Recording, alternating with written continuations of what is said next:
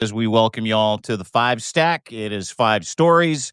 What we think are the most important stories facing democracy-loving North Americans, Canadians, Americans, doesn't matter where you are. We're in 142 countries.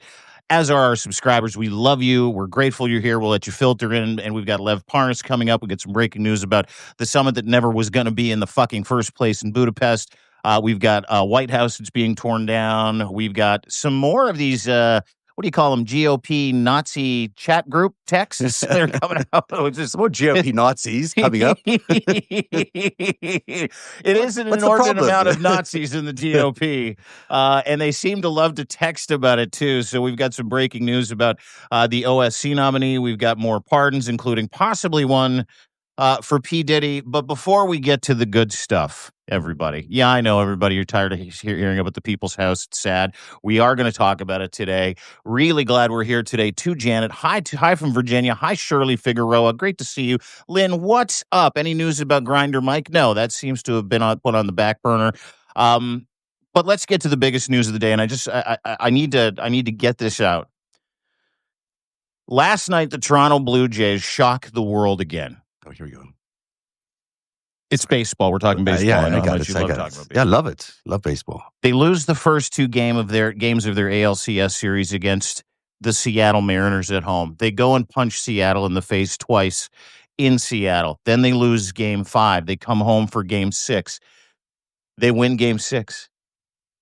Okay. Last night, game 7, down 3-1 in the 7th inning. A hobbled George Springer takes a fucking fastball over the left field fence.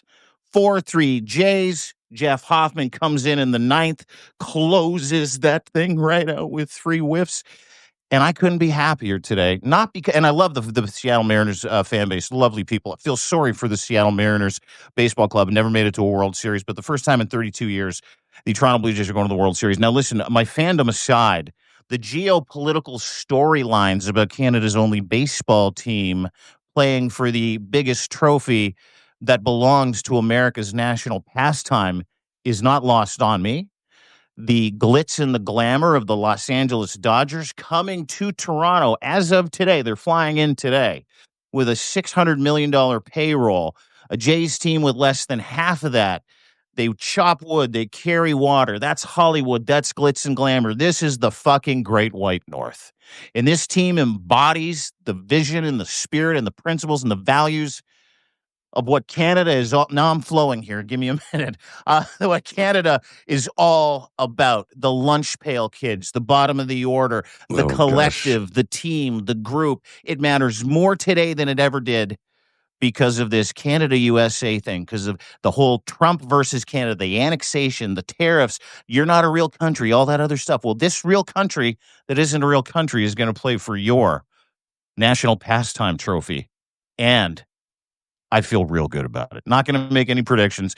I know you said Dodgers off the top, but I'm just going to take what you said and throw it right out the window because you have. I love you, but you have no idea what you're talking about. No idea what I'm talking about. But the people who do know what they're talking about are saying out loud that the Dodgers are just going to totally defeat the Blue Jays. I think that's what they say. On paper, they should probably. They're a much better team. They throw, they pitch. What is it, pitching? They do a much better job at all that stuff. So.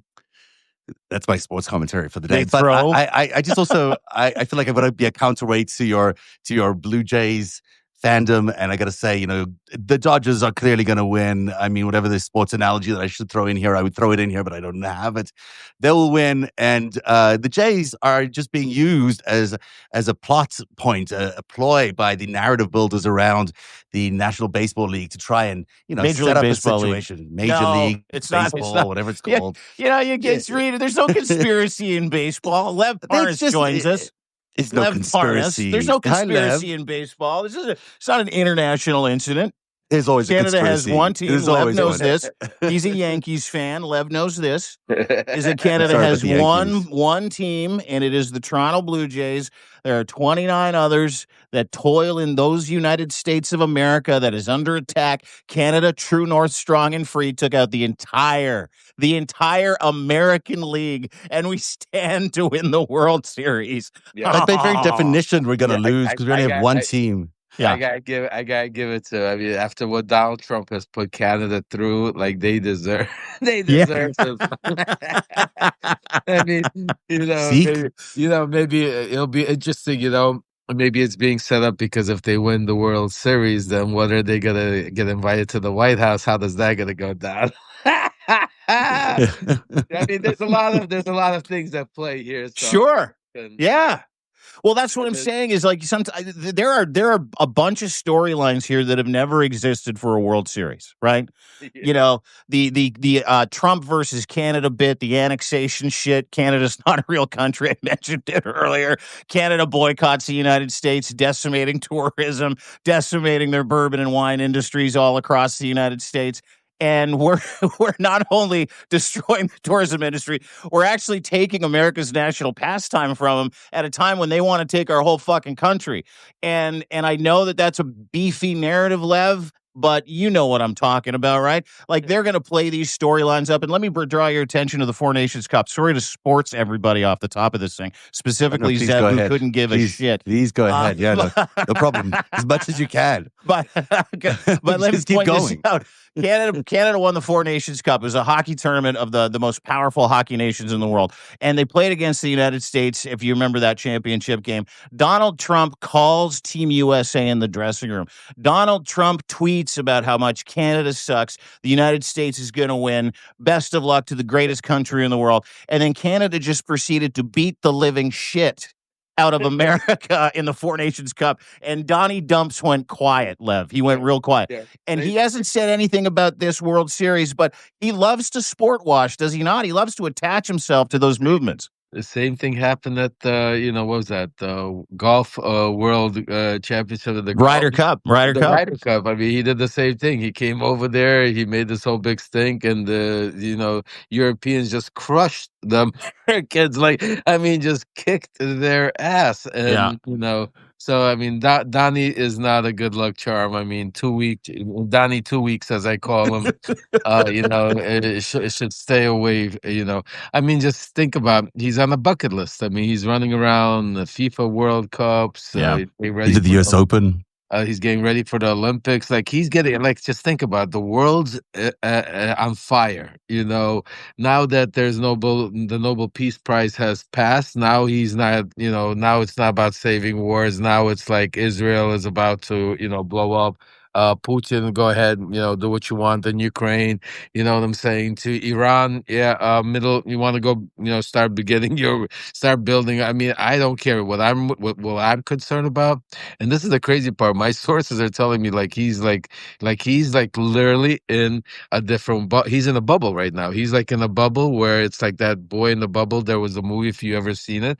Yeah, that was a serious movie about a child that was sick.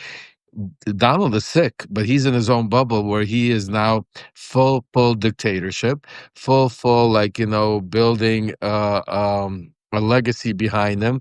That's why he's redoing the whole White House. That's why he's building the I don't know what's the proper terminology, but the Arc de Triomphe, the Freedom Arc. Yeah, thank you, sir. Thank you, the Arc de Triomphe.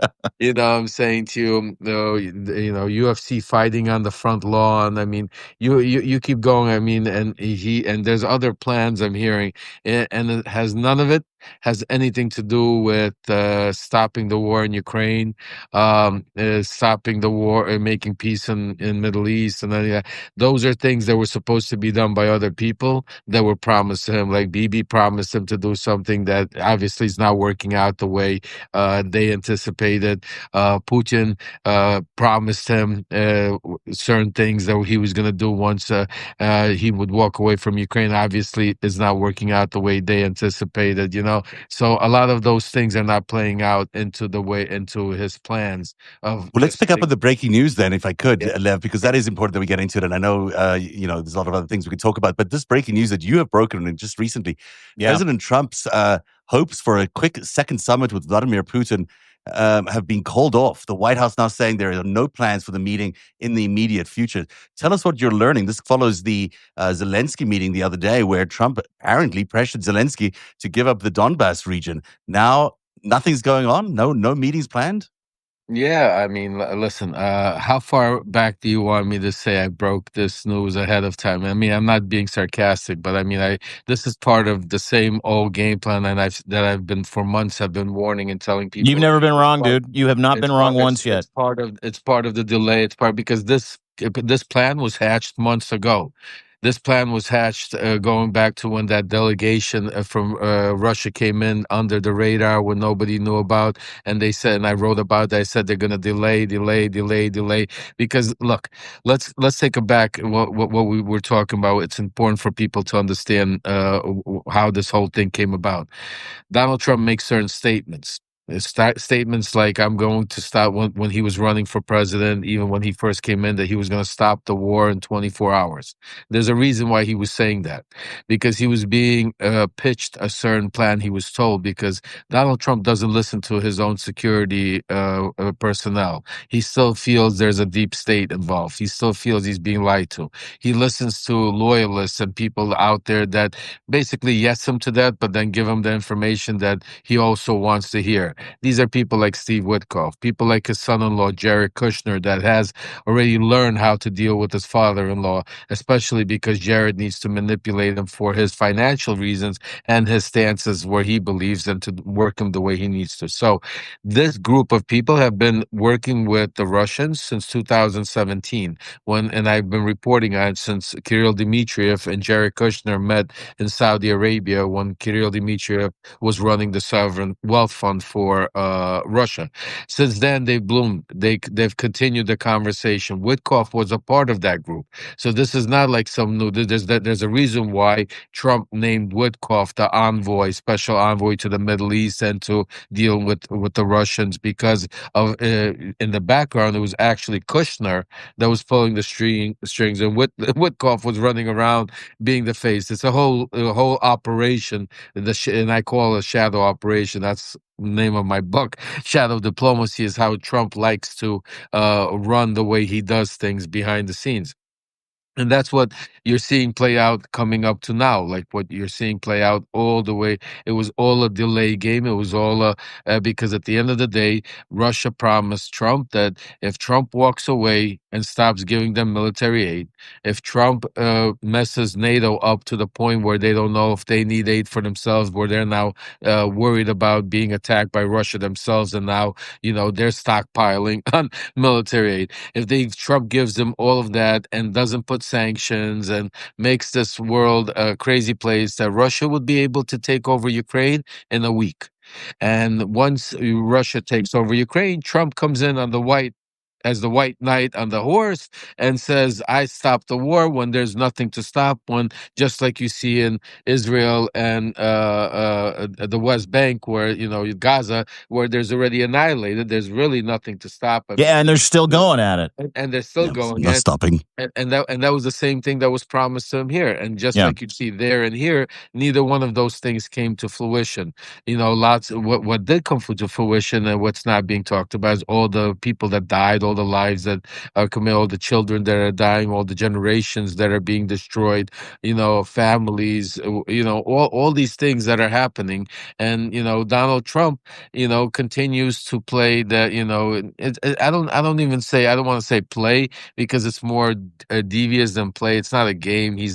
This is a plan, because at the end of the day, and this is what, just like the Budapest, this is why now I reported on this, Zev, uh, the morning of, the day before. So Trump, what was it? Friday. Friday. They had Zelensky was supposed to be. Right. Yeah. So Thursday morning, I got a phone call. Thursday night, it was overnight. I got a phone call, and I said Trump is about to call Putin, and they're about to go over the plan. And I wrote a Substack letter. For those of you who could go check it out. And I said Putin might be speaking to Trump as I'm writing this letter, or they will be speaking today to discuss how to deal with Zelensky, just like Trump did when he had all of the NATO countries and all the EU countries, and he stopped and went to go call Putin. Remember that one? To talk to him, because the real leader, the guy that's running the show, is Putin. He needs directions. He's like, okay, yeah, he had to step out and call his dad to make sure that it was okay. Yeah, right. So here he's like, okay, I got Zelensky coming tomorrow. So what's the game plan? So Putin gave him the game plan because Putin knows that region. He knows how to play every single person in that region, and that's why he told him. He said, "You're going to come out there and you're going to say we're going to have this meeting in Budapest." Putin knew that meeting could never take place. He's a wanted criminal. There's no way of him getting there. Even that's why you see Poland coming out saying, "Listen, if he flies in our airspace, we're going to take him down.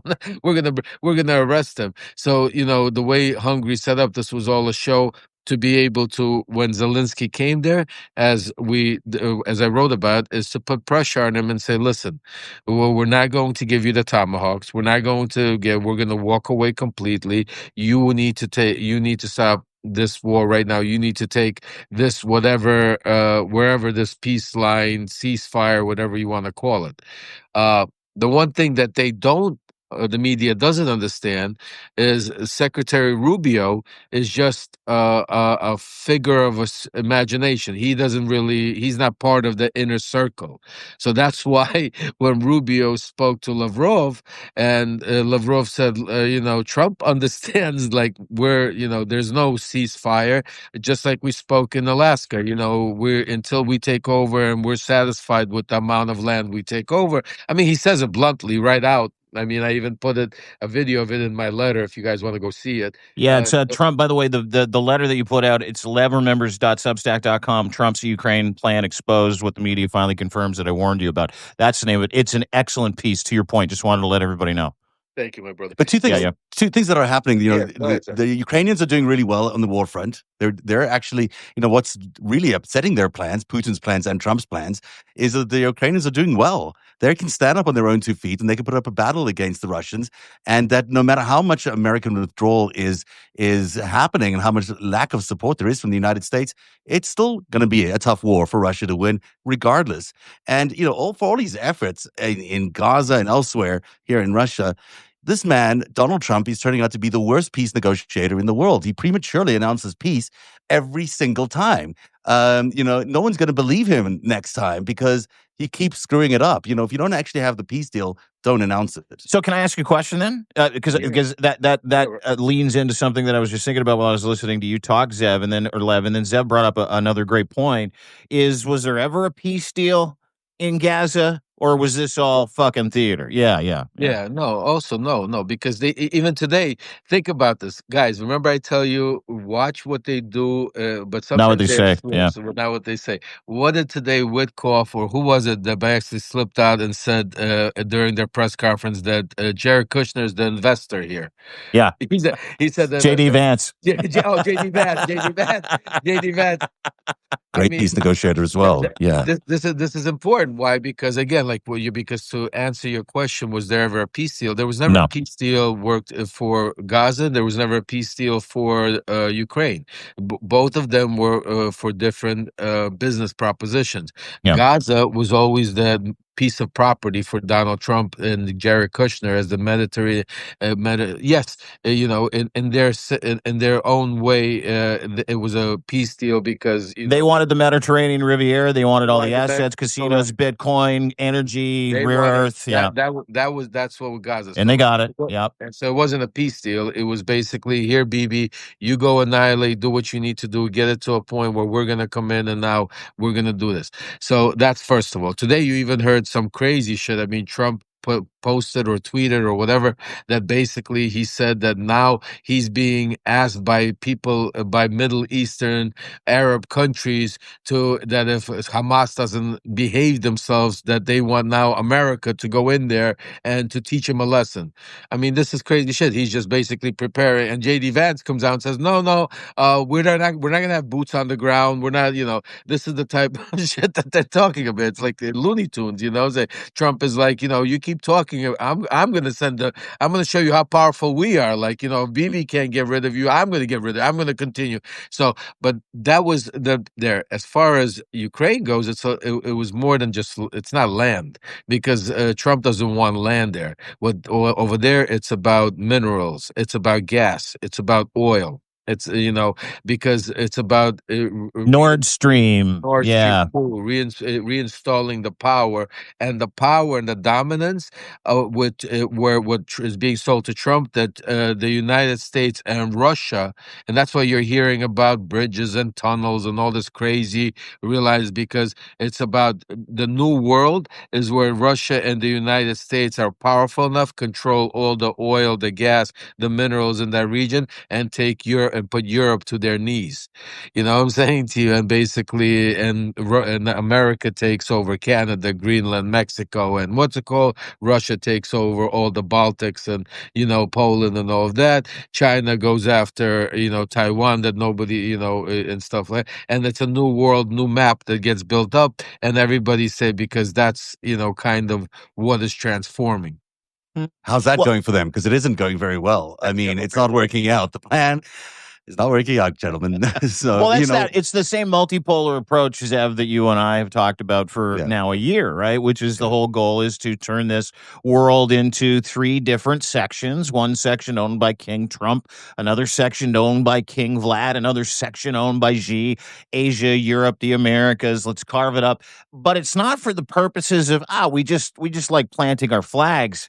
It's to enrich everybody around them, including and especially themselves, with owning the means of production and distribution of everything that the world will need in the next 200, 300, 400 years, which is rare earth material, which is energy. And these guys want to own everything from the fucking shovels and the pickaxes to the pipes and the ships and the trading routes. And that's the goal here. And when we talk about it, people don't talk about it in those terms. They're just like, well, I can't believe you're interested in the sovereignty of another country. And I want to get back to that. Because as we know, the Budapest summit was going to be bullshit anyway, and in no way were they going to do that meeting. When he's like, "We're going to go meet in 2 weeks," as you like to call him, Donnie 2 weeks. A week later, Donnie 2 weeks is like, "Yeah, gigs off, and I'm building a ballroom. Look at that; it's going to be great." So like between that and the fact that it's not going well because Ukraine is doing their fucking damnedest to not just stay in the game with their allies and their partners, you have to wonder at what point, and I would ask you this, Lev, you have to wonder at what point the gig is going to be up, because we had Jacob Carsbo on the show yesterday, and Zev asked him a really important question. He's like, well, what can we all do? And he goes, well, there's only one fucking solution. The free world needs to go all in Ukraine and defeat Russia in Ukraine. Well, I mean, he's 100% right, but I'm gonna tell you the whole why Vladimir Putin is such, and I say it, I call him a genius, an evil mastermind, because he is very smart and very groomed to be able to get to use the tools that we're talking about. We're talking about stopping, how do we get to what's it called? Jacob, you said, I'm sorry, go ahead, repeat what you just said. Oh, Jacob Carsbo said the only way that the only way that you're gonna help Ukraine, the only way to save Ukraine, the only way to stop that Russian creep, the only way to stop the oligarchy from taking over a multipolar world is to go all in Ukraine to beat Russia in Ukraine. Correct, and that is the key. But you know what's stopping for everybody to go all in is what? Because Putin has enabled Donald Trump. America is hurting Ukraine, not helping Ukraine. Mm-hmm. America, if Donald Trump would just walk away and stop with the 2 weeks and stop with let's negotiate peace, like I'm going to promise them that he's going to give them tomahawks, promise them he's going to give. If he just literally said exactly listen, I'm not going to give you anything, I'm not going to help you. You guys are on your own. Go work it out. That would actually help the Europeans. It would help NATO. It would help Ukraine. It would help them to destroy Russia and kick their. And Putin knows that. That is why Putin keeps Trump in the game, because Trump is the wild card that constantly doesn't allow. Why doesn't Ukraine go all out on Ukraine? Because Trump doesn't allow them. Trump keeps telling Ukraine that, listen, I don't, if you want peace, we're trying to do peace. He's dangling that carrot, and Very Ukraine important, yeah. can't find full war because they're thinking, what if Trump does do it? What if, we have that hope. Same thing with NATO. Same thing with Europe. Trump keeps telling them, on one hand, he says to you, yeah, sure, if Russian drones are in NATO airspace, knock them down. But then right after that, the follow-up question is, will America support NATO? He's like, well, we'll see. We have to see to that. So you know what That's I'm really saying? astute, Lev. That's really smart that you're pointing that out. That, Putin is using Trump in that very strategic way where he's able to control the situation through Trump. That's very smart. Correct. I mean, and that's the whole plan, because if right now America gets out of the way, Europe, Ukraine, just think about this. With all of the chaos going on, since Trump has come into office, zero help from America, no tomahawks, no patriots, all conversations, to the fact that even all the stuff that was supposed to be given by the Biden administration was stopped by Pete Hegseth. With all the craziness, Russia still has not moved. It did not take over Ukraine in all these months, in almost a year. In almost a year, with full force, Ukraine. What we're hearing is how Ukraine has now number one in drone manufacturing. In the How world. Ukraine has their own missiles and weapons and CERN that are going. How Ukraine is destroyed over 60% of Russians' oil refinery. See, this is the stuff that, man. Now imagine if Trump would just walk away already and just leave Ukraine alone, and they could now attack deep into Russia, where now we could have, NATO not worry about, no, okay, this is what we need to do. Russia, it would be all over with like this. And that is why Putin is the mastermind and Trump is the idiot. Trump, like, is more concerned about, and that's what everybody in his inner circle, like whoever I speak of, my sources, like right now, he's obsessed and concerned with that, the building, the overseeing the building of the ballroom. That this is, well, you know what I'm saying to you. That's why Vance is flying to Israel. He's not even, I'm saying to you, you got Kushner, he got, What a mess. Russia. What a mess. He just got into a fight with Zelensky, and now he's done. And just really a total mess. Sorry, I was cutting you off there. No, go ahead. I mean, this is where we are. I want to throw it over to Zev for a second, but to your point, and I posted a piece on this, some stunning pictures. The world is burning. Ukraine's begging for help. Ceasefire in Gaza was never a ceasefire. The IDF has started to bomb again. Hamas has started to bomb again. Zelensky's still begging for help. And Donald Trump is literally building a fucking $200 million monument to himself. And I'm looking at videos and pictures, you can go and check it out, of the White House East Wing where all the work gets done, getting literally torn down. This is a 200-year-old facility that's being torn to the ground so that Donald Trump can put up. And if you've seen the renderings, it looks like a Roman monument that acts as a ballroom, that acts and the rumors of them, asking if he wants to have a throne to troll people with, that he can kind of bring in, sit on, laugh at people, because he's really leaning into the kingly thing. But what a lot of people don't understand is that the White House, when it was originally built in 1814, people don't, I don't know, I found this out recently, is that it was built to look like a home, not like a palace, on purpose. Washington effectively said, he saw the renderings and they were going to build him a fucking castle. And he's like, no. This is supposed to be diminutive. We don't have a king in America. We don't want a ballroom. We don't want a fucking palace. Build that White House and make it diminutive on purpose, as a representation of what America is truly going to be, a country governed by the people, for the people, right? So that's an extremely important point you're making there, Dean. This is so important. That's why we should stop right there for a second to understand what Donald Trump is doing, because this all leads into what he's doing with the Epstein files.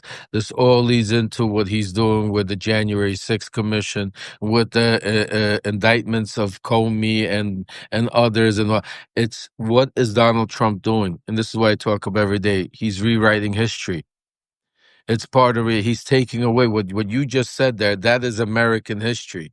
That is what America's based. And by putting in the ballroom, by turning the Rose Garden into a private Mar-a-Lago club, by going out there, turning January 6th insurrections into a deep state operation by the FBI, by doing all of these things, he's basically rewriting history for it to start with now.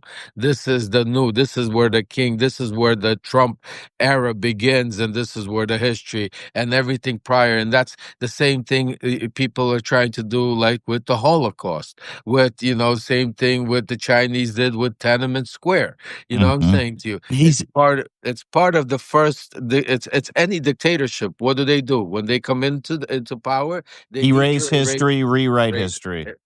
He's delusional. He is delusional. I mean, there's no one who's believing his bullshit. Like he can try put up a ballroom and try declaring himself king, but literally this emperor has no clothes. This guy is not going to be able to convince anybody that he is the king.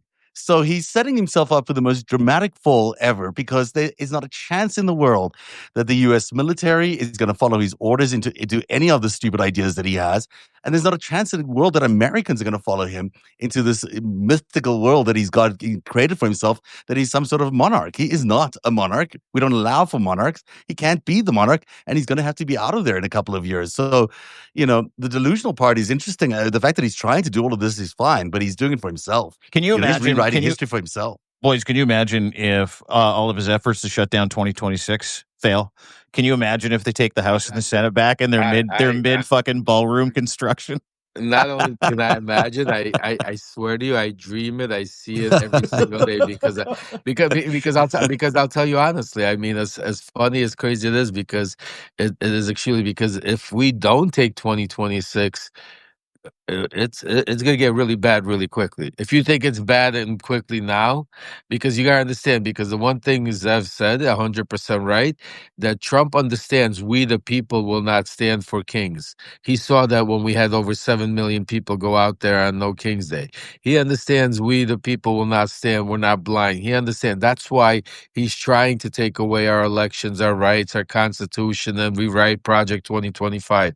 But what he was able to do, he was able to, which other presidents, because we had other crazy nut presidents like him that had crazy theories that wanted to control the FBI, McCarthy, we're not going to go into it, prior to him. What they weren't able to do, what this sick man hasn't been able to do, is he's been able to get the congressmen and senators and turn them into such enablers that they basically sold out our only guardrails that our forefathers in our Constitution put in by making it a three-part democracy, where we had three institutions to oversee it. So we wouldn't have a king, so we wouldn't have a monarch, so we wouldn't have a dictator.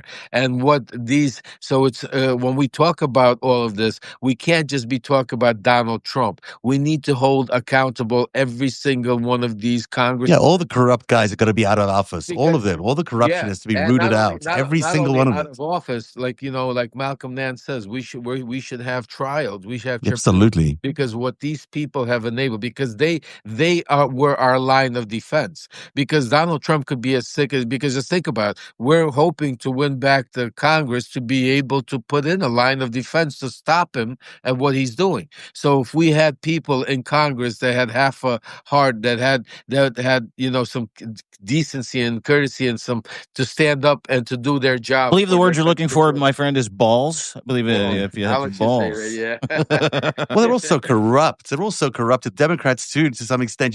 No one trusts any of these politicians.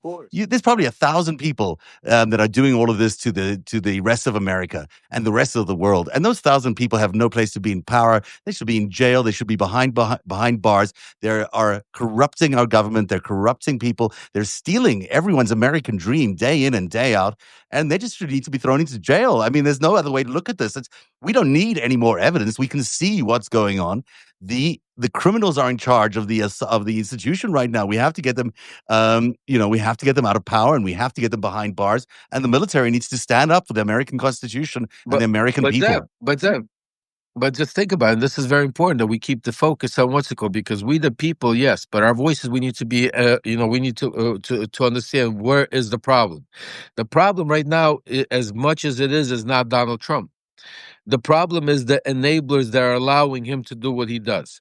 So it is the first step before we get the Senate. It's the Congress. We have right now over 200 congressmen and congresswomen and all we need is 4 or 5. Just like look what happened with the Epstein files. We had some of the hardest staunch Trump supporters like Marjorie Taylor Greene come up and sign and stand with the Democrats because it should be such a bipartisan. It shouldn't be a bipartisan issue. Same thing here. There should be an effort. We shouldn't have to wait till 2026. We don't have to. The Constitution says that we, the people, can go and march over there and tell them to get out of power. That we can petition them to redress our issues, and if they don't redress the issues, which they have not, they can be booted. That's what the Constitution says. It provides us that right. That needs to actually happen. People actually have to get up and go there and get rid of this government. It's not one of those things that is a maybe if, we'll first demonstrate and see if we can get how many million people to march down the streets of their main cities.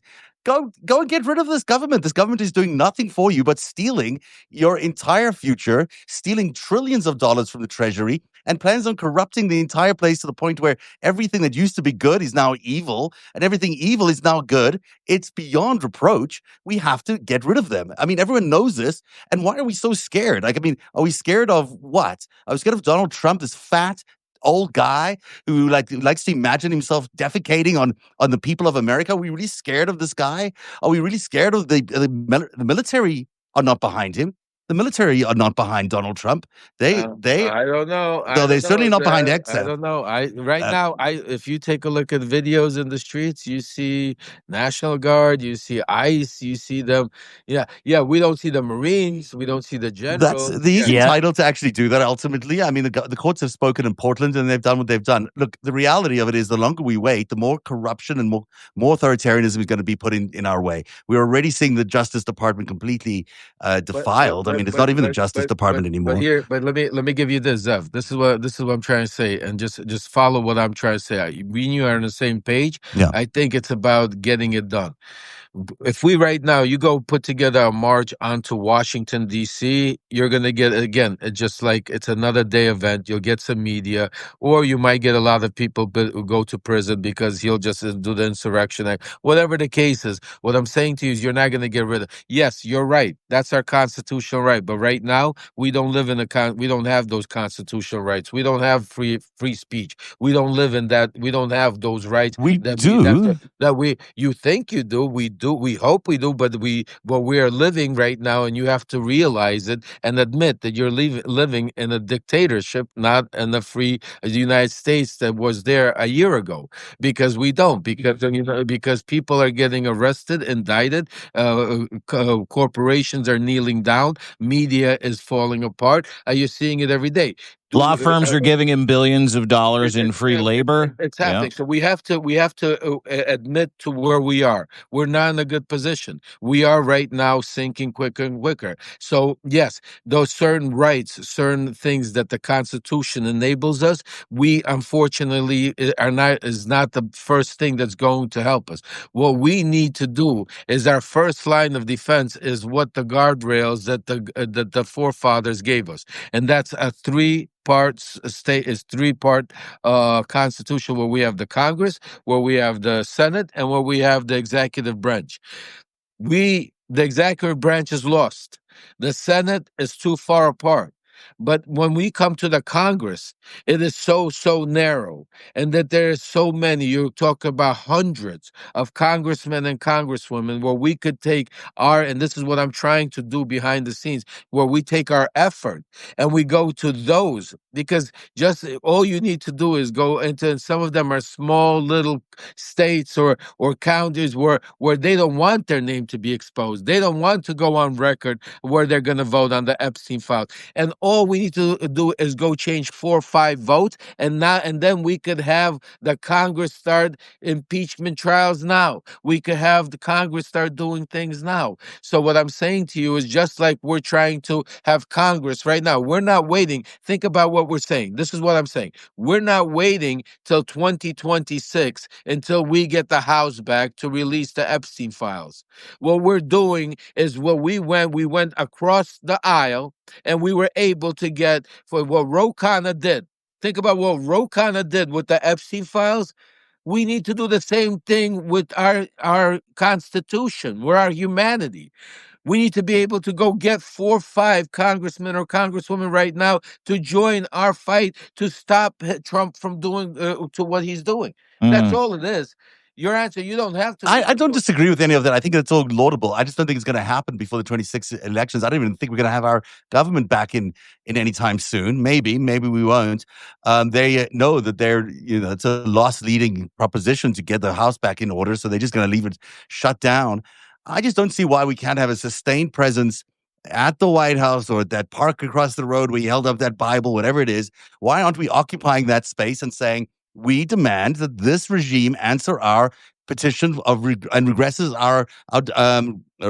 our demands, and our concern with this government are these things. This government is either going to do that for us, or we want to use our constitutional rights and get rid of them. That's you're talking about getting 1 million Greta Thunbergs not to leave Lafayette Square, right? Yeah, like that's what I'm you're talking about. A million people or less. Who cares? 100,000 people. I just want people there every day. You have no leadership. You have no unified message. That is your problem. When you get the Democratic Party is in disarray. Nobody wants to. That's the point. They're useless. They're not doing anything. But that's so the let's whole get. thing. So let's someone else can do something. That's the point behind a democracy. Anybody, any group of people who feel that they need to do this can march up to that White House and say, "You no longer represent us. We would like to have a new government." And it's within the rights of the Constitution. It's very specific. It lets Americans do this. It doesn't exist in many other constitutions, but it lets America do this. Why aren't we doing it? Well, and I think to Lev's point, if I can, we're all saying the same thing. Idealistically, that's the solution, and there are a couple of different solutions. Idealistically, 7 to 12 million people don't show up every month or every second month. Hundreds of thousands of people show up every weekend, every single weekend. And maybe 10, 15, 20,000 people don't leave. And I'm not joking about Greta Thunberg, but I'm not joking about Greta Thunberg. She stayed in front of the Swedish embassy talking about climate change from the age of 14 till she was 16, for fuck's sakes. She didn't leave. She didn't go to school. You can mock her. You can do all that other stuff. But what I'm talking about is a sustained effort. And what Zev's talking about is 100% correct. You have people that are ripe for the picking. I finished Virginia Giuffre's book this morning. Okay? Nobody's Girl. If anybody's read it, if you've ordered it, it is a very, very difficult read. And I coupled that with an interview that Tara Palmieri did the other day on MSNBC. And Tara's incredible. You should go. She's done some of the most incredible work. She's on the inside. She traveled and toured with Virginia Giuffre. And she said something really incredible. She said, the second, if we do combine with this book, and Virginia Giuffre left a whole bunch of loose ends for people to pull on in this book. It's truly fucking incredible. If they can give us the unredacted Epstein files, you're not just going to see 5 to 6 GOP congressmen and women go over to the other side and not just vote for the impeachment of this man, but vote for full transparency about the Epstein files, because they don't want to be known as pedophile protectors. They don't want to lose their jobs. They don't want to go home to their constituents and go, yeah, sure, he's a pedophile, and yeah, he's protecting other pedophiles, and sure, all those names came out. Yes, his name's in it, but I get a black car that goes everywhere. I've got a great pension. So you have to understand that I did what was right for me. It is going to be a nuclear level event if those Epstein files come out. And I want to point to something that is still going on with Adelita Gravalva. She is the congresswoman from Arizona who still has not been sworn in almost a month. She's the 218th signature for the discharge petition. Almost a month. And Mike Johnson is literally, I don't know if you guys read this morning. I'll send it to you. She goes to his office, and her aides go to the office 2-3 times a day, and he hides. They'll give him a fucking heads up going, oh, here she comes. And he'll go and hide in another room. And they'll go, sorry, Mike Johnson's not here. He's been doing that for 3 fucking weeks. And these videos you see of him getting absolutely accosted in Congress, people going, hey, can you swear her in, are being misrepresented as psycho Antifa Democrats, lunatics that are marching into my office being mean to these Capitol Hill officers. It's truly an amazing psyop. But my point is this, is that there are a couple of different loose strings to pull on here, whether it's Giuffre and the unredacted Epstein files, or it's to what Lev's point is, which is how do we tip the scales by bringing some people over? There could be a perfect storm coming, and Donald Trump is shitting his pants right now, which is why he's redoing the fucking ballroom, right? You're totally right, but what more do we need to know? We have a pedophile in the White House. We have a organized criminal in the White House who is busy stealing the very wealth and the resources and all the things that make America a secure country. An adjudicated sexual predator and 34-time felon in the White House. A conman, a criminal, a guy who can't even keep a straight face when he's negotiating a peace deal with everybody because he can't even negotiate a peace deal. He's busy trying to exploit it to make money off it. He's corrupted the entire judiciary to the point where we've got 35 different judges telling them that they're, telling us that the White House and the Trump administration are lying to them, repeatedly lying to them in judicial documents in order to get people thrown into jail, people who have no reason to be charged at all. They're making shit up all along. You've got a Pete Hegseth as the Secretary of Defense who's lost the faith of his entire military brass. No one will support this guy anymore. You've got the ICE hooligans running around the American cities, arresting people just at sight for no good reason, deporting them for no good reason, taking kids out of beds at night and arresting them. What more do we need to know that this government is not the government for the American people? It no longer represents the American people, and they need to go. And the Constitution actually tells us how to do it. And so we can do it, and I don't know who that person is going to be, but there is a leader in the American world. There's 300 million people. Somewhere in there is someone who cares enough about the future of America who's going to stand up and go and march and lead the march towards that Lafayette Square and tell that government that it has to leave power. Do you know it no longer represents the people's Do you know the legend? interests. Do you know the legendary status of 9 to 10 GOP congressmen and women if they're like, all right, we're out? Like, but those guys are not going to do it, and I'm tired of waiting for them. I'm tired of this shit. I think everyone is tired of this shit. How much more do we wait for? Are we going to keep waiting till the elections and then keep waiting till that? The waiting is killing us. The waiting is why we're here. We knew this was going to happen 10 months ago, but we still let it happen. And now we're 10 months into a dictatorship. It's going to get worse and worse and worse by 2026. Now is the time to do this kind of stuff. And now is when we should be doing it, if not months ago. Listen, I listen. I agree. I'm the one you're preaching to the choir. I agree with you 1,000,000% that I've been saying it 4 months ago was the time to do it. The only thing where me and you disagree on a little bit, and again, I don't disagree with you. I think everything. There's no one thing that you should be doing. We should be doing everything, throwing everything at the board, doing marches and this and that, and writing and all of it work. I think, but if we were to concentrate, and if you were to ask me. It's like, again, this is what I said with what happened on No Kings. We had an incredible turnout. We had incredible news. You had all those people, and then today, 2 days later, who's talking about what's happening? No one, because it wasn't a sustained effort. It was a one-day protest. It was a nice photo op.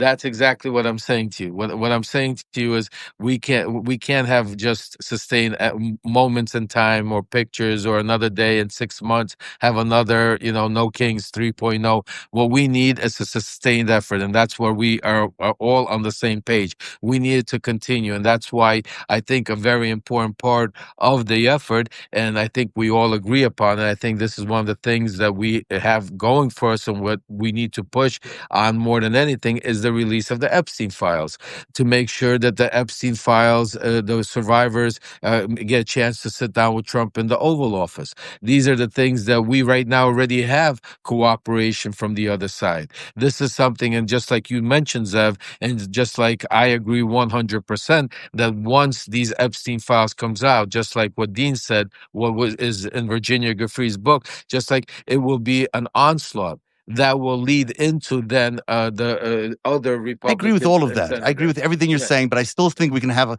thousands of people outside the White House every single day saying, "Get out of power." You need a leader. Get the leader first before you go. See, that's the whole thing. Everybody just say it. See, it's need a figurehead. Say what we could do, and this is why I want everybody to stop. And with all the respect, listen, we could all sit there and say, "Rah rah rah, let's go out there, let's go Creed, let's go out." Yeah, never. But who's gonna do it? What is that? In 5 minutes, when we get off the show, it's done. Nobody's gonna go do it. What you need is an actual sustain.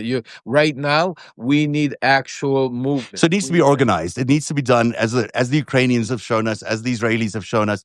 The way it needs to be done is it needs to be organized in a way that we know that there are as MAGA has shown us that there are ships of people, that there is a place you can go and log on and register yourself and say, "I'm going to be there between 6 a.m. and 9 a.m. in the morning every single day." Why you can't do that? You know why you can't do that now? Is because Trump controls, and right now the narrative is they're going to label you Antifa, and that everybody, and that's why they're going after George Soros, and that's why they're going after the money. Because the Constitution lets you do this. The Constitution lets you do this. Stop with Zev. I love you, Zev. I love you. I know, but I know what you're saying. But we don't have a what Constitution? We do have a Constitution. Not anymore. Who's listening to? Who's gonna? No, stop. If you want to mention the Constitution, tell me who's going to enforce it. Who's going to enforce it? Because Trump is not listening to the Constitution. Because if we had a Constitution, we wouldn't have people getting taken off the streets. Zev, stop. We wouldn't have ICE raiding people's houses. We wouldn't have American citizens thrown in El Salvador. We wouldn't have Portland right now. Well, I don't. Let's parse that out, because I don't think that's entirely true. Arrested for freedom of speech. People go out there and say something Trump doesn't like. They go in jail to that. What Constitution are we talking about? Stop. Let me just interject. Let me interject here. Karen Bass held a press conference yesterday. She announced that there are 170 Americans being held by ICE, Californians, Americans, no due process, that have been in detention for over a fucking month. Mm-hmm. The Constitution of the United States of America, if not dead, has been completely fucking disregarded by a man who owns the judiciary, by a man that has $150 billion ICE goon fund that he's currently filling the streets with brown shirts and fucking cool helmets. This man had Emil Bove tell a federal judge to go fuck himself when they tried to stop illegal deportations. He doesn't. He's having congressmen and women, judges arrested who just don't agree with him. Or like, dude, and I understand what you're saying too, Kev. I get it. I get it. This is no one's arguing with you. I don't think you do. We're agreeing with you. And in an ideal world, yes, this is the farthest thing from an ideal world. This is the farthest thing from a government that works for the people, that observes the Constitution. He fucking hates the Constitution. But the Constitution still is there. And I'll argue that, yes, the Justice Department is completely corrupted, but the judiciary is still operating very, very well and is still pushing back where necessary. You've also got the military, who are still, beholden to that thing which you say doesn't exist. They are still beholden to it. That's why we had an admiral resign the other day. How can you say that with a clear face when we're killing people in the middle? Well, we just saw an admiral resign his position for the exact reason. Which means that they're still beholden to that Constitution. Wait a second. Stop. What Constitution? We have military that are killing people in the middle of the international waters because Donald Trump, it says, without due process, that they are terrorists. And because of that, we are shooting them. We have video. We are destroying. We've killed already, 6, 7 boats? 27 people. And we've had an admiral stand up to his leaders and say this is not legal, and he had to resign. And then they blew up another boat. Stop. Wait a second. Are you really serious? You're going to tell me by resigning he stood up? He's a coward. They fired him. He left. They probably fired him. No, but that's what Donald Trump wants. They want them to resign. They want Yes, they and the want, thing is, why if we didn't keep waiting, instead of there'll be resigning, no generals and admirals. no. Instead of resigning, why didn't he turn around and say, no, we're not going to shoot the people. I'm not going to take those orders. Well, it's probably what Then he I did. would Then have he was said told we to should have done resign. I mean, that seems to be what was told. But he wasn't resigning because he resigned. He didn't get the answer, and they told him, if you don't like it, you got to go. No, And but what do you that's mean if you don't like it? He's the one that's giving the answer. See, this is what I'm saying to you. There's a chain of command. yeah, Yeah, he didn't want to get prosecuted. He didn't want to get yeah. No court-martialed. one wants to He get didn't want to go prosecuted to prison. So that's why I'm saying to you. So who wants to start up a march to Washington D.C. where stand in front of because ICE you could and the still tanks? do that. You are still allowed to protest. The Dude, Constitution allows you to protest. listen, hold it. What is very, very apparent is that you have faith in a constitution that has completely been avoided, shit on, and totally ignored by It's Donald not. Trump and his It's regime. not. Yes, it It's has. not being Yes, he has. completely, totally ignored. I'm telling you, he is completely ignoring the fucking Constitution. He You is can say trying the to, but he Constitution is is not not being ignored. succeeding. He's still going to the courts to get permission to do a whole bunch of things. He's still beholden to the court's judgments. He is not. Did you see that? Did you see that a federal judge just okayed his appeal to send troops into Yeah, Portland? Did you see yeah, that? and they That argued is it. not. They argued it in the way that they feel feasible. Look, the National Guard is not the military. The National Guard is the kind of thing that the president does have at his disposal to do sort of things. Has he instituted martial law yet? No. Has he instituted the Insurrection Act? No. I mean, those are other things he's got in his tool belt. Basically, he's still following the rule of law in this country. It's unfortunate that he's doing it. What he's done to the executive is disgusting. I mean, what he's done to the Justice Department is an absolute appalling thing. It'll take Do you years. think he's following the rule of law in the United States of America? I think he is still following the rule of law. And I think if he wasn't following the rule of law, it would be a very different situation. I think he's pushing it to the very, very most extreme boundaries of it all. But he's still beholden to the law. He's still doing everything he's done is within the boundaries of the rules so far. He's yet to do something, I don't think, that has gone beyond the rules.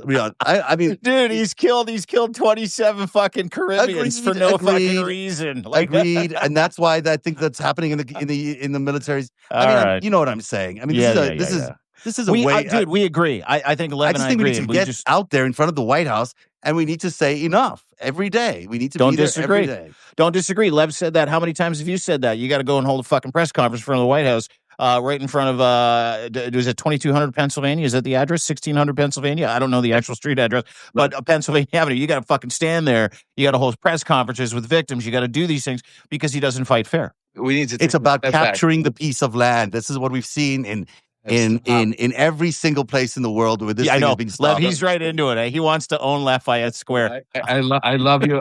I love you, Sam. And maybe one day we'll own Lafayette Square. But I'm going to tell you, just the only way we're getting back our democracy is to be strategic and smart. Because that's worked where? Where's that worked? Let me explain something to you. Because what you're talking about right now is basically you rather take your arms and you want people to bring their arms and start a revolution. Because what I'm saying, you think? Let me ask you honestly. What do you think if you put how many people you want to bring in Lafayette Square? Let's just take an example. How many people you want to get massacred and arrested? How many? I don't think anyone's going to get massacred and arrested. I think you're going to have 50,000 people there protesting in a peaceful way every single day. What's going to every single day? Who's going to pay them? You don't have to pay them. People can do their civic duty and sign up and do different shifts and know that they're going to be there. That's what happened in Ukraine. That's what happened everywhere. If you could find me these people, then do it. You're not going to 50,000 people in the United States. There must be 50,000 people who care enough about this government in the United States to do this. Otherwise, what's the point of doing it? They're not there. They're not there. Then no one wants the Constitution that America's given up. No, because you have to start being naive. Our Constitution doesn't exist. People don't want to go to prison for no reason. People don't want to go get arrested for no reason. People are scared. That is what he is doing. There's a reason he's doing it. But I know. But if people get arrested on Saturday or whatever it was, no one got arrested. Listen, there's a smart way of doing it, and there's just a naive way of going rah, rah, rah. What I'm saying to you is we're on the same page. We agree that we want the same result. We want to get what I'm saying to you is that's why you had 7 million people come out. What did that achieve? What did you get out of that? Just tell me one thing that you got out of that. It wasn't sustained. I'm telling you, it wasn't sustained. We've got to get a sustained effort. That's what we the agree. historians tell us. We agree on that, but we agree. We all agree. But I'm not saying the sustained effort is about the Congress people. That's a nice thing to. We should definitely be going after the Epstein files. We should definitely be going up against every Republican that wants to quit. But we also have to be out there on the streets doing what our Constitution allows us to do. But why go? Well, you have something simple, Zev. This is what I'm saying to you. This is what I'm trying to tell the people out there. You have the Epstein files. Why can't you just? You can't just think about this. You don't need to convince me about the Epstein files and the importance of the Epstein files. I know how important they can be. I'm trying to prove a point to tell you that you can't even get a sustained effort every day for the congressional Congress to go out there in front of the White House to talk about having the Epstein files. You can't get the Congress or people out there every day to go out there to talk about how this government shutdown is because of the Republicans. Instead, everybody's on vacation. What I'm saying to you, and you're talking about, what I'm saying to you is, I would love that. I don't disagree. Don't misunderstand me. What you're saying is, I would wish that we still had certain rights in our Constitution, and that right now that there would be 100,000 people, or me and Michael Cohen talk about this all the time. We talk about, can you imagine marching 2-3 million people onto Washington, D.C., shutting down what everything does? That's what you're talking. Absolutely. But this is why Donald Trump right now is using ICE and the military and the Justice Department, and because he controls right now, Zeb. And this is what we need to realize. He controls oversight. He controls all the people that could put you in jail. He controls all the people that could throw you out of this country. The courts, you're laughing? No, I'm not laughing. I think he controls a lot of the ICE. He controls the ICE. What doesn't he control? He doesn't control the judges. He doesn't control the judiciary. How does the judges save you? The judges could say, well, they don't put you behind bars. They will get you out of. Deports him. Wait a second. Stop. Let's go. Kirill Abreu Garcia. Don't deport him. Bring him back from El Salvador. Oops, too late. He's in El Salvador. How can he get back?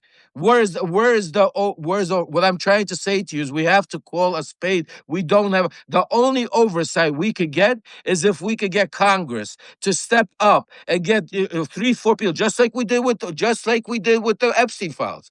Same thing. What's different? Why can't we everything? Do it all. We need to do it all right now. I mean, I think that's the point.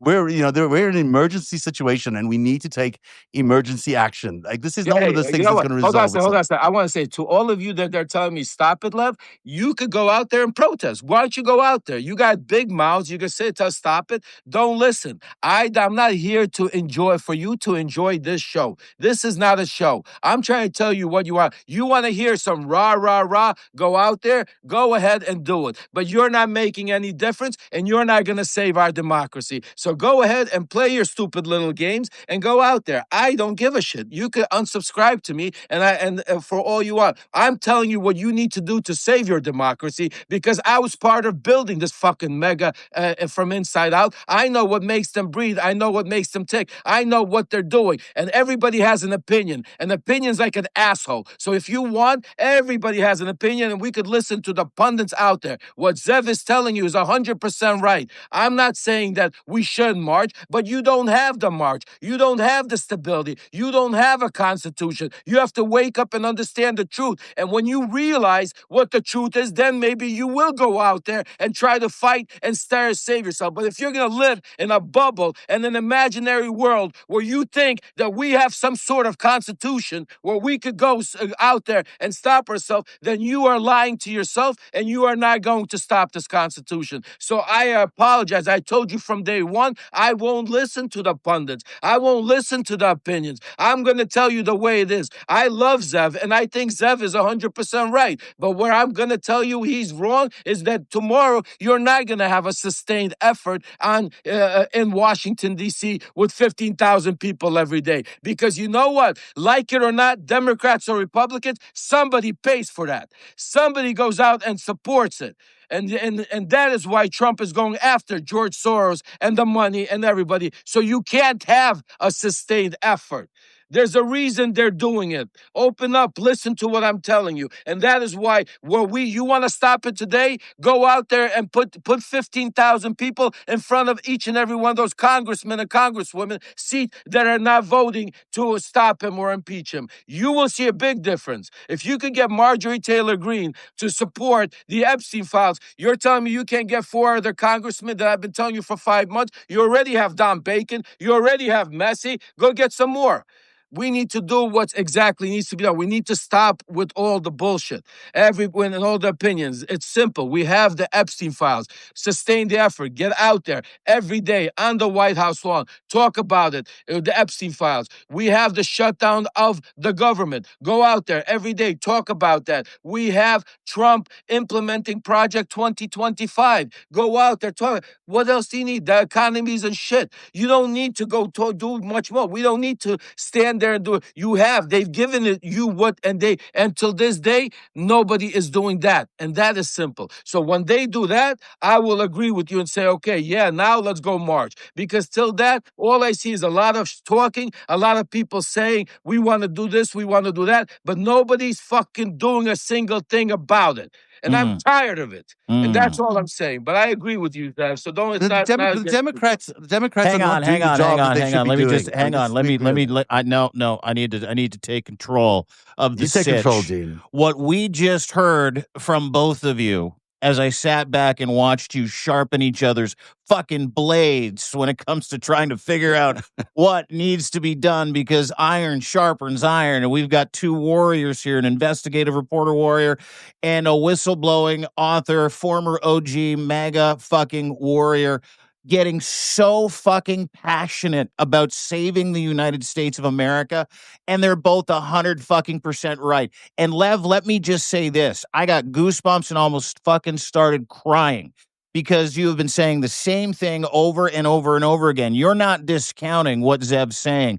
What you're trying to do is introduce the harsh reality of American living in America, where your human rights, the perception of your rights, the danger of going out in the streets, because people are being disappeared daily, because people are being beat, because people are being deported, because people are being fucking detained for being Mexican and being brown and being black. People are getting arrested and indicted for not liking Donald Trump. James Comey just got boned. He's going after absolutely fucking everybody. He's got NSPM 7 that he's now arresting people with for the first time in history for being anti-American in their eyes, labeling people anti-Christian. Do you know the chilling effect that has on people? Because I do.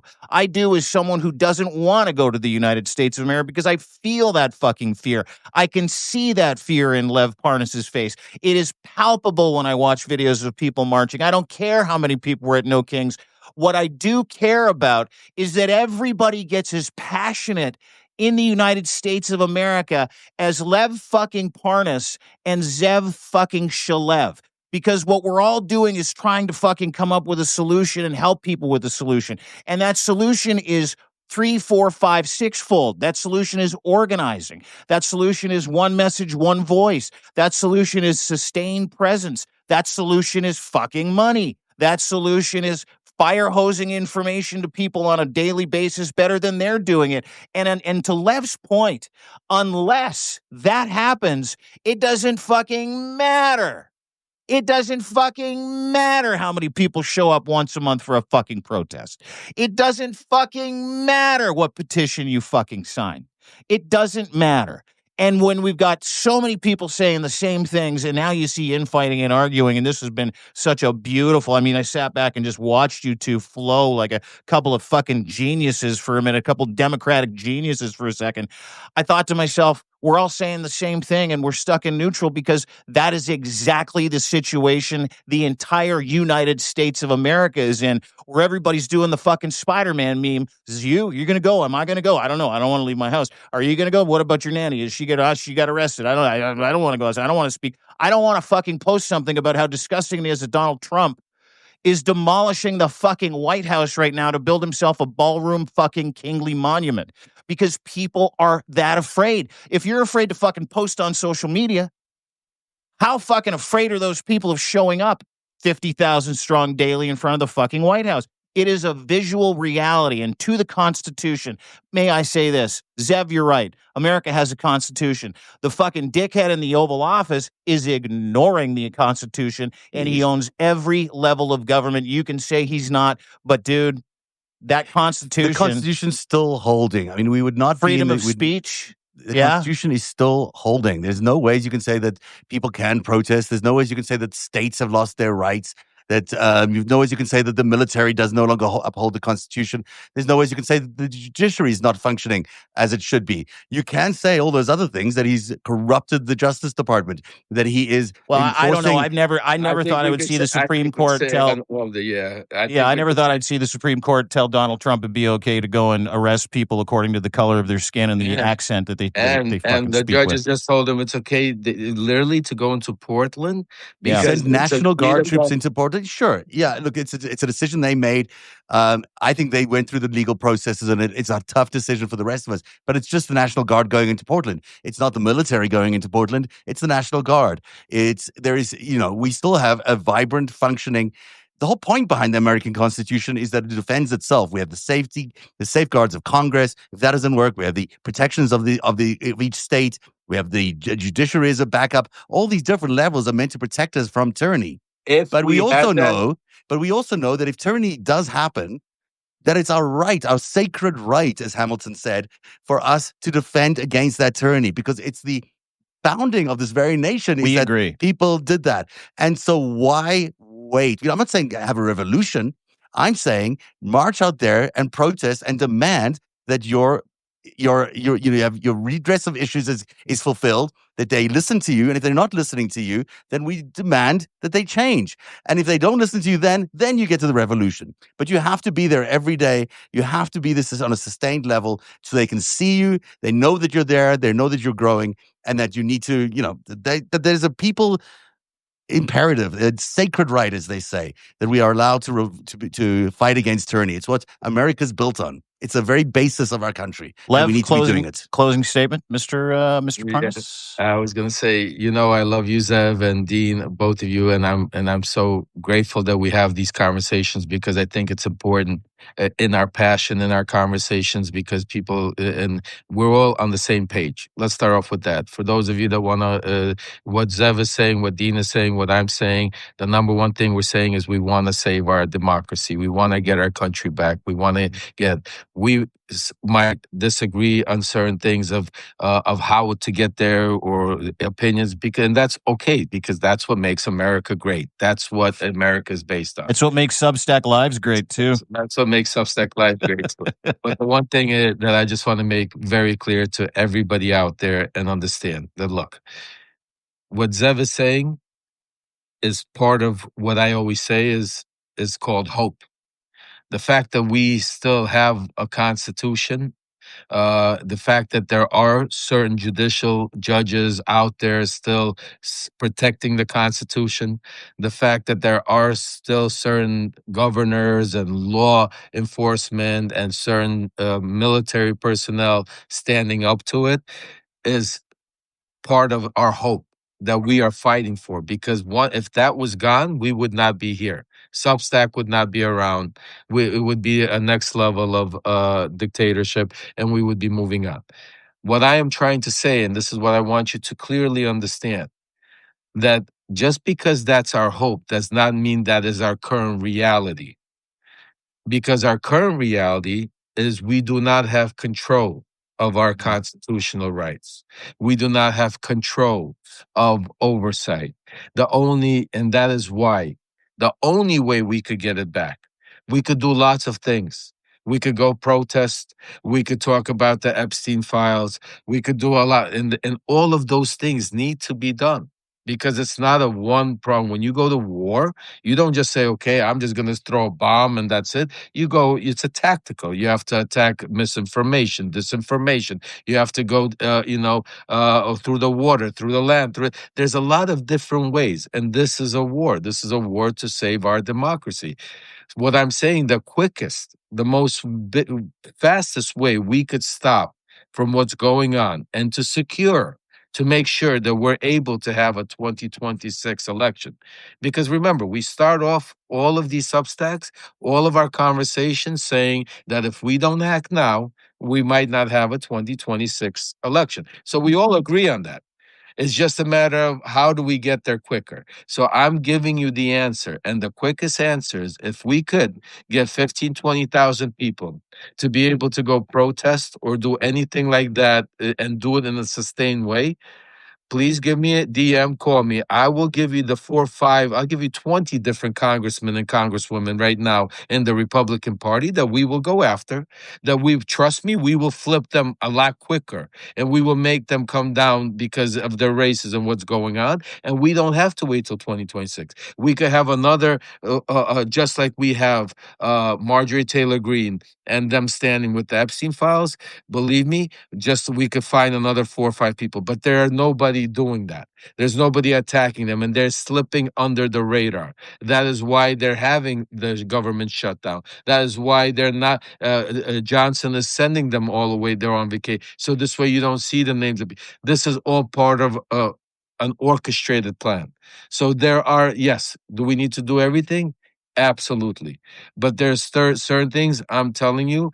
Just like, for instance. Very simple. The one thing that I'm telling you because I know Donald Trump very well.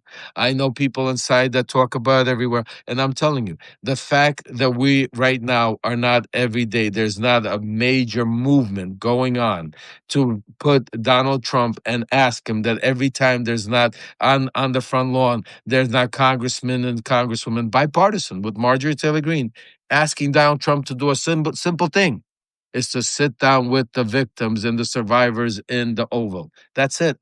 That's a simple message. That's bipartisan, that everybody should get behind, and nobody's doing that. Just think about it. And that is one of the biggest things that Donald Trump fears more than anything. He fears that more than seeing 100,000 people outside the White House. Because 100,000 people outside the White House, he's going to say, oh, insurrection or whatever he wants to say. In Antifa, they're attacking. Shoot him in the legs. Shoot him in the legs and go crazy. But to have those poor women that have been suffered to sit there and face them in front of the whole world and to listen to their story and to not be able to then ever call it a hoax again is what he fears more than anything. And we have that. Today, just think about it. Today, Gifri's book came out. Her book came out today, and it's not getting the attention it's supposed to be getting attention. We're hearing excerpts here and there, but instead you're hearing talking about more about, again, the distractions about this Budapest. What did Marco Rubio talk about with what's his name, this guy, and what's happening there? Because that's his, kryptonite. So you're 100%. We just need to put our effort into the right thing, and we will get it done. Yeah, organized in the right way with the right people. Zev, you wanted to say something? Well, I'll just say this. I mean, I put out something on Jeffrey Epstein almost every day on my Substack. I put Epstein more front and center than almost any other person out there. There are revelations just today about Jamie Dimon and the incredible amount of obfuscation that JP Morgan did over the years in funding this whole incredible Epstein corrupt operation that to human traffic these young women and girls for $1 billion worth of transactions that are yet to be explained. That's on the front page of Narrative today. Every single day I push the Epstein story because I know that is the story that can unseat this presidency, that can turn everyone's opinions around. I don't necessarily think that this Congress is going to be able to do it, and I don't particularly see the Democrats are exactly flourishing in this role in opposition. I think that the opposition is going to have to come from the people. And not exactly flourishing is a really nice way to say it, right? Yeah, they're not picking it up in the way that Lev would like them, and I agree with Lev that these things are ideal. We'd love to be able to do these things, but the truth of it is the truth is going to win. The truth is coming out about Jeffrey Epstein. People are realizing that the president is corrupt. People are seeing his crypto fortunes, blow up while he's taking away Medicare and Medicaid from people. People understand what's going on, and we do have a very beautiful constitution, and we do have this incredibly sacred right to fight against tyranny. And I'm just looking here at the Federalist Papers. This is Hamilton in Federalist Papers 28. If the representatives of the people betray their constituents, there is then no resource left but in the exertion of that original right of self-defense, which is a paramount to all positive forms of government, and which against the usurpations of the national rulers may be exerted with infinitely better prospects of success than against those of the rulers of an individual state. In a single state, if the person entrusted with supreme power became usurpers, the different parcel subdivisions or districts of which it consists, having no distinct government in each, can take no regular measures for defense. The citizens must rush tumultuously to arms without concert, without system, without resource, except in their courage and despair. The usurpers, clothed with the forms of legal authority, can too often crush the opposition in embryo. That's exactly what Lev has been saying. The smaller the extent of the territory, the more difficult will it be for the people to form a regular or systemic plan of opposition, and the more easy will it be to defeat their early efforts. Intelligence can be more speedily obtained of the preparations and movements, and the military force in the possession of the usurpers can be more rapidly directed against the part where their opposition has begun. In this situation, there must be a peculiar coincidence of circumstance to ensure success to the popular resistance. So, I mean, basically, it goes on, obviously. Yeah, please don't read the long version. Yeah. But, what he's saying here is the Constitution functions, systems of government function, the checks and balances function, that we should not ever have to get to the point where we have a revolution. Well, they also said that that everybody should pick up arms and rush the White House. I mean, it's just, which it says its final point, if it doesn't work, we need to be able to put up a resistance attorney. It's not even that we we have to. It's our sacred right to do it. It's our duty to do it. Listen, I love it. At the end of the day, we all agree that we are going to fight till the end to save our Constitution. But all I'm saying is, right now, there's a quick path where we could literally do some damage. And if we would just find some leadership to be able to organize and put this together and help. And and the one thing you gotta understand, I don't sugarcoat it. The bottom line, just like Dean said, this is not. See, a lot of people out there think oh yeah, go out there and speak to them. No, it takes an effort. And a lot of this, everything that we talk about, there's one big thing that requires that the Republicans and MAGA has that the Democrats, and that's why a lot of you, even on this platform, don't take it offensively, but it is what it is the money. They have the money. Nobody, that's why you don't see the leadership in the Republic. You know what I'm saying? See, the Democrats will go out there and spend the money to use it as a write-off to all of these organizations right before the elections. It's like a system. But nobody's putting money into a movement. Nobody's putting money into into getting these ideas done. And that is the problem. With MEGA, just like Dean said, they have all the money. They do it. They have an idea today. They will go out there and flood the gate, buy time on every network, go out there and do everything again. So at the end of the day, it's coordination, it's unification. And then if you have the same message and you have unification in the message, then you could put the money behind it. But right now, we don't have, like you said, we have a simple thing, not simple, excuse me, let me reframe myself. We have a major thing that was given to us that Donald Trump fears so badly, that everybody knows it, that everybody hears it.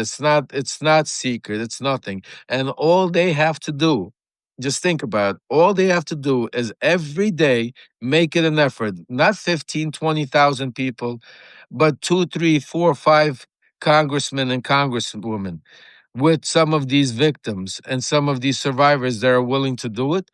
Go out in front of the White House lawn and ask that question in front of the media until Donald Trump responds.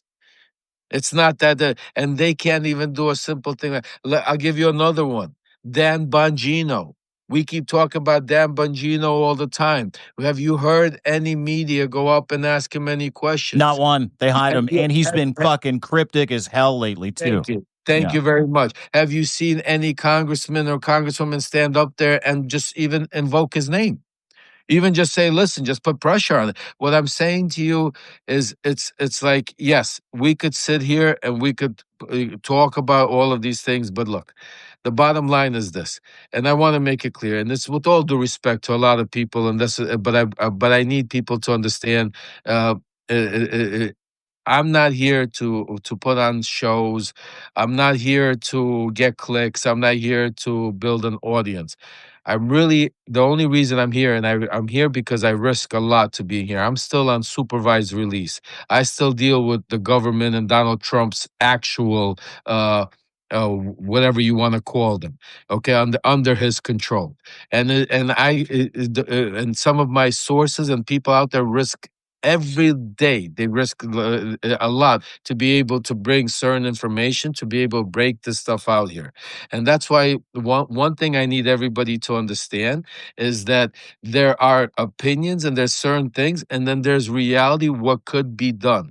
There's only, it's like, I'll give you an example. The reason why the mob was broken up, the mafia, was because you had mafia insiders that eventually became turncoats, that eventually started working with the authorities, that gave them an inside view of what really the mob worked, how they acted, how they thought, what they wanted, what they achieved, to be able over time to be able to take down and destroy it to a point where, yes, are they still out there? Yes, but not on the same level.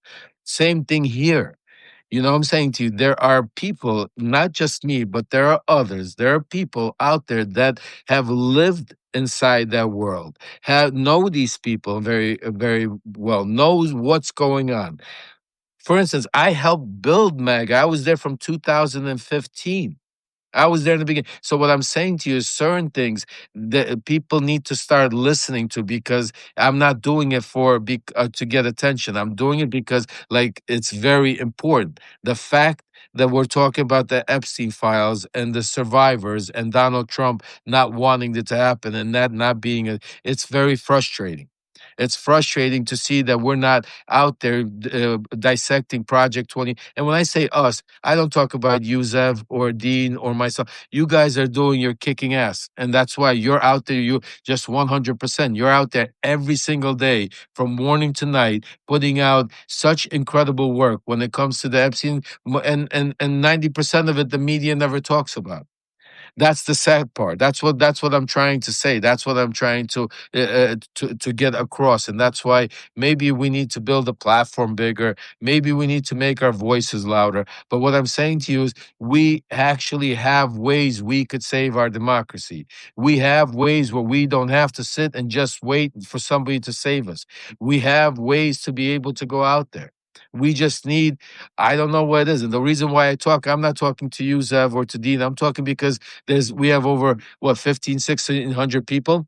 Trust me, out of those people, we have people that are, in the Democratic Party. We have reporters, we have bots, we have MAGA, we have people for Trump. They're all listening because they all understand. And that's why hopefully I want somebody that in our party that's listening to understand, somebody to finally wake up and say, okay, let's put the game plan together. Let's go to work. Let's start getting back our democracy. Let's get under the offense.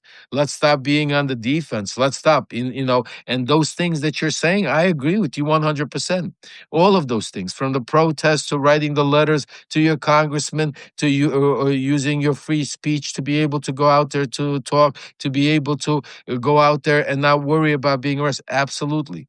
But it has to be a coordinated effort, because unfortunately, I don't see it.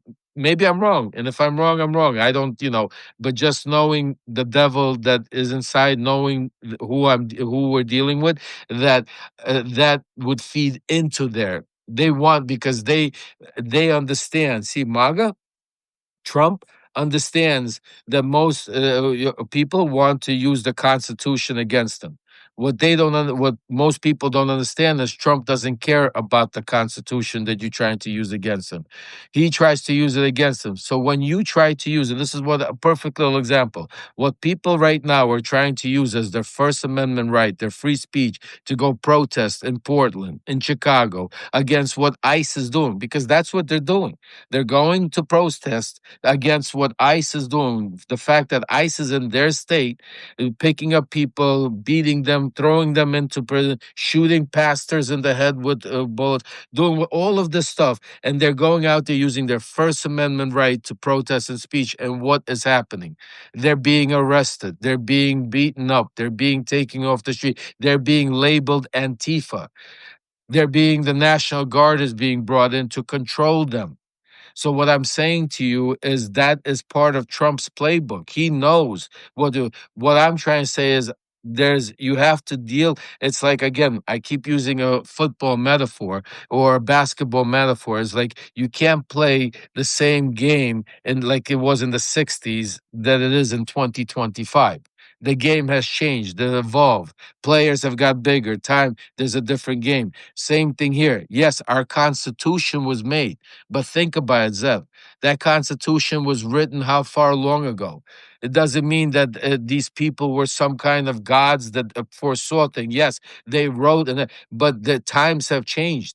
They didn't, you know what I'm saying to you? And certain things should have changed with the Constitution, was not to get to here. We should have had more during the years, when we had, the McCarthy era and stuff like that. That should have been another time where we should have changed certain stuff and put more barriers into the Constitution to allow the FBI ever to go after us, to have those barriers. But we didn't. We just allowed a piece of, the Constitution. So yes, do we have it? Absolutely. Is it something that we need to look up to? Absolutely. But right now we don't have to treat it like a 250-year-old document. We can do is we can look at at what happened in Europe. We can look at what happened in Ukraine. We can look at what happened in other areas where authoritarian governments have gotten hold of power, and we could do what they've done, which is sustain protests, and ultimately they've succeeded. I mean, those are the only things that we know that can succeed. There is no other way. And I think back to South Africa on this, there is no other way that the apartheid government would have gone out of power unless there were people protesting, unless there were people out on the streets protesting. It's required that happens on a sustained level, that they know that there is an anger fomenting and that there is a resistance fomenting to their desire to control everyone's lives. And it's the only way we know. And it goes back to the founding of the country that works. I mean, that's the only thing I know. But, we can keep going around in circles. I think we hear what you're saying, Lev. You're 100% right about the Epstein files and the need to release them. They have so much incriminating stuff there about this president. We may never get to see them, or see them completely. But there is no doubt that this is a roadmap to the corruption and the criminality that is currently inhabiting the White House. There's no doubt that we should be pressing our Republican and Democratic Congress people to demand the release of those files every single day. It should be the number one priority. But it doesn't preclude all the other stuff. No. And I like how you wrap that up, because we're all saying the same thing in the best interest of a free and democratic America. Canada wants America back. America wants America back. And the solution isn't just one solution, several different solutions. And as Americans and as Canadians that love Canada, and as three very attractive middle-aged men doing a Substack live together, I just wanted to point this out. This has been one of the most entertaining Substack lives, not only that I've been involved with, but that I've gotten a chance to watch, because watching two very passionate whistleblowers, two very passionate lovers of democracy, lovers of the constituency, lovers of the American framework, lovers of the founding fathers and what they originally intended America to be, which we've all experienced, want it back. They want it back. So listen to these two gentlemen. Subscribe to Mr. Lev Parnas. Lev Remembers at Substack.com. Run right now. Get him a paid sub. This is the kind of stuff you're going to get from him. And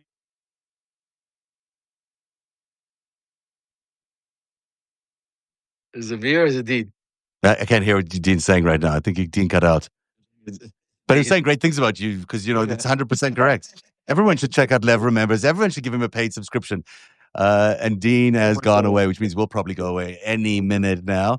Thanks for watching the FiveStack. And it's just the two of us now. Oh, finally got rid of that Dean guy. Go Dodgers. Lev, I get so much love for you, man, and I appreciate everything you do, and I love that you are a fighter in every regard. And all this conversation is super important. We have to have it, and we have to get rid of this government. I mean, that's the only thing we all know, we all agree on, and it'll happen. So thank you very much for being here today. Thanks for interrupting your afternoon, whatever it was. And we shall see you again on FiveStack and on other shows. And everyone should check out Lever Members and give him a subscription because he deserves it. Thanks for watching the FiveStack. I love you, brother. Take care. Everything is clicking all over the place. I know something's alive over here, but there you go. There's a lot of attention we're getting. Have a good night, everybody. We'll see you again soon. Bye-bye.